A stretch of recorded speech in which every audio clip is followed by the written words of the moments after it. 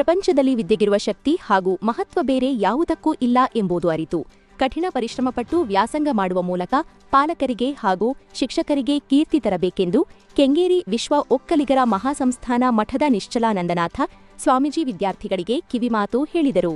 ಮದ್ದೂರು ತಾಲೂಕಿನ ಹೆಮ್ಮನಹಳ್ಳಿ ಸರ್ಕಾರಿ ಹಿರಿಯ ಪ್ರಾಥಮಿಕ ಪಾಠಶಾಲೆ ಆವರಣದಲ್ಲಿ ಗ್ರಾಮ ಪಂಚಾಯಿತಿ ಕಚೇರಿ, ಕೃಷ್ಣೇಗೌಡ ಚಾರಿಟಬಲ್ ಟ್ರಸ್ಟ್ ಹುಳಗನಹಳ್ಳಿ ಹಾಗೂ ಹಳೆಯ ವಿದ್ಯಾರ್ಥಿಗಳ ಸಹಯೋಗದಲ್ಲಿ ನೂತನವಾಗಿ ನಿರ್ಮಿಸಿರುವ ಲಿಕೆಜಿ ಮತ್ತು ಯುಕೆಜಿ ತರಗತಿಗಳ ಪ್ರಾರಂಭೋತ್ಸವ ಹಾಗೂ ವಿಜ್ಞಾನ ಪ್ರಯೋಗಾಲಯ ಕಾರ್ಯಕ್ರಮದ ದಿವ್ಯ ಸಾನ್ನಿಧ್ಯ ವಹಿಸಿ ಆಶೀರ್ವಚನ ನೀಡಿದರು. ವಿದ್ಯೆ ಯಾರೂ ಕದಿಯಲಾಗದ ಆಸ್ತಿ. ವಿದ್ಯೆಯಿಂದ ಸಮಾಜದಲ್ಲಿ ಗೌರವ, ಉನ್ನತ ಹುದ್ದೆ ಲಭಿಸುತ್ತದೆ. ಆದ್ದರಿಂದ ಪ್ರತಿಯೊಬ್ಬರೂ ವಿದ್ಯಾರ್ಥಿಯು ಉನ್ನತ ವಿದ್ಯಾಭ್ಯಾಸ ನಡೆಸಿ ಉನ್ನತ ಹುದ್ದೆಗಳನ್ನು ಅಲಂಕರಿಸಿ ಸಮಾಜದಲ್ಲಿ ನೊಂದವರ ಬಾಳಿಗೆ ಬೆಳಕಾಗಬೇಕೆಂದರು.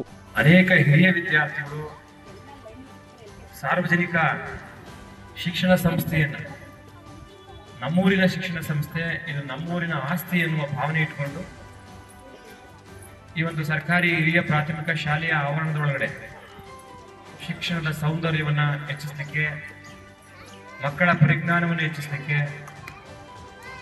ರೈತರ ಮಕ್ಕಳು ಒಂದು ಕ್ವಾಲಿಟಿ ಎಜುಕೇಶನ್ ಪಡ್ಕೊಳ್ಳಿಕ್ಕೆ, ಖರ್ಚು ರಹಿತವಾಗಿ ಉಚಿತ ಶಿಕ್ಷಣ ಪಡ್ಕೊಳ್ಳಿಕ್ಕೆ ಎಲ್ಲ ಹಳೆಯ ವಿದ್ಯಾರ್ಥಿಗಳು ನಂದೀಶ್ ಗೌಡರ ನೇತೃತ್ವದಲ್ಲಿ ಸೇರಿಕೊಂಡು, ಅವರ ನೇತೃತ್ವ ಅನ್ನೋದಕ್ಕಿಂತ ಅವರ ಮನಸ್ಸಿನ ನೇತೃತ್ವ ಅಂದರೆ ಅವರು ಮೊದಲು ಪ್ರೇರಣೆ ಆದಂಥವರು ನಂದೀಶ್ ಗೌಡರು. ಅವರ ಭಾವನೆಗಳಿಗೆ ಸ್ಪಂದಿಸಿದವರು ಅವರ ಸ್ನೇಹಿತರು, ದಾನಿಗಳು. ಈಗ ರಾಜ್ಕುಮಾರ್ ಅವರ ಹೆಸರನ್ನ ಹೇಳಿದ್ರು ಅಲ್ವಾ, ಹಾಗೆ ಅನೇಕರು ಸ್ಪಂದಿಸಿ ಇವತ್ತು ಈ ಒಂದು ಹೆಮ್ಮನಹಳ್ಳಿಯ ಶಾಲೆಯನ್ನ ಏನ್ ಮಾಡಿದ್ರೆ ಜ್ಞಾಪಕ ಇಟ್ಕೊಳ್ಳಿ, ಚೇಂಜ್ ಮಾಡ್ಬೇಕು ಟೈಟ್ಲ್ನ. ಹೆಮ್ಮನಹಳ್ಳಿ ಬೇಡ, ಹೆಮ್ಮೆಯ ಹಳ್ಳಿ ಹೇಳಿ ಒಂದ್ಸಲ. ಹೆಮ್ಮೆಯ ಹಳ್ಳಿ. ಹೆಮ್ಮೆ ಅಂದ್ರೆ ಏನು? ಪ್ರೌಡ್ನೆಸ್, ಗೌರವಿತವಾದಂಥದ್ದು. ಹೆಮ್ಮನಹಳ್ಳಿ ಹೆಸರಿಗಷ್ಟೇನೆ, ಆದ್ರೆ ಹೆಮ್ಮೆಯ ಹಳ್ಳಿ. ನಮ್ಮ ಬಿ ಅವರು ಧನಂಜಯ ಅವರು ಹೇಳಿದ್ರು, ಬಹಳ ಚೆನ್ನಾಗಿ ಹೇಳಿದ್ರು.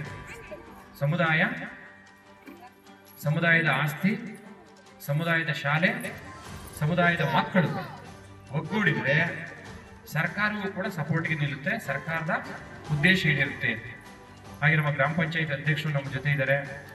ಹಾಗೆ ಮಹಿಳೆಯರ ಬಗ್ಗೆ, ಮಹಿಳೆಯರ ಮೇಲೆ ಆಗುವಂಥ ದೌರ್ಜನ್ಯಗಳ ಬಗ್ಗೆ ಸಾಕಷ್ಟು ಹೋರಾಟ ಮಾಡುವಂಥ ನಮ್ಮ ಜಿಲ್ಲೆಯ ಹೆಣ್ಮಕ್ಳು.